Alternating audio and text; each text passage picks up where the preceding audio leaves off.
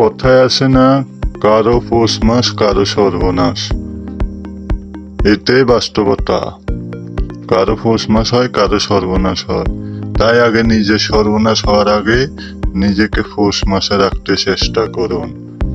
একটা কথা মনে রাখবেন, এই সমাজে নেনওয়ালা বহুত, কিন্তু দেনওয়ালা নাই।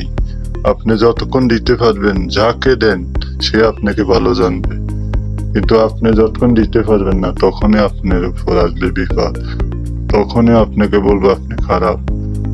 তাই আমি বারবার একটা কথা বলি, আগে নিজেকে প্রতিষ্ঠিত করুন, নিজেকে শক্তিশালী করুন, তাহলে আপনি সঠিক পথে থাকতে পারবেন।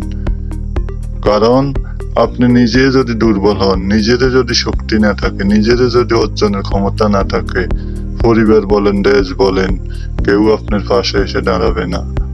আগে আপনাকে স্ট্রং হতে হবে। আপনি স্ট্রং, আপনার সমাজ স্ট্রং, আপনার পরিবার স্ট্রং, আপনার দেশ স্ট্রং।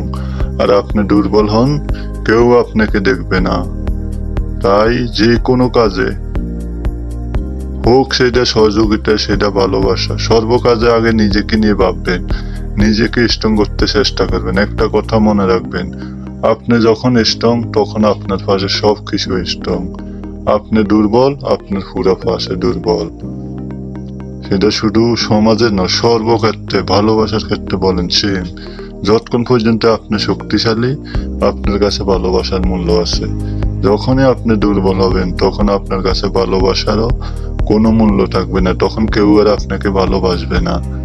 তাই আগে নিজেকে নিয়ে ভাবুন, নিজেকে শক্তিশালী করুন, নিজেকে এরকম মিলে তৈরি করুন যাতে আপনাকে নিয়ে কেউ কথা বলে, কেউ ভাবে, কেউ কল্পনা করে।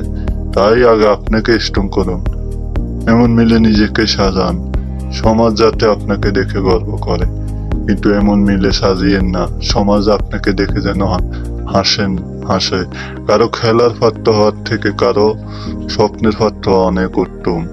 আর সেটা করতে হলে আগে নিজের ভিতরে শক্তি অর্জন করতে হবে। মনে রাখতে হবে, আপনি যদি শক্তি অর্জন করতে পারেন, আপনাকে আর কেউ ঠেকাতে পারবে না। তাই আমি এবার কথা বারবার বলি, আগে নিজেকে নিয়ে ভাবুন, নিজেকে কিছু করার চেষ্টা করুন। সমাজ আপনার পিছে অটোমেটিক আসবে, দেশ চলে আসবে যখনই আপনি স্ট্রং হবেন। আর আপনি দুর্বল, আপনার পিছেও বলেন সামনে কাউকে পাবেন না।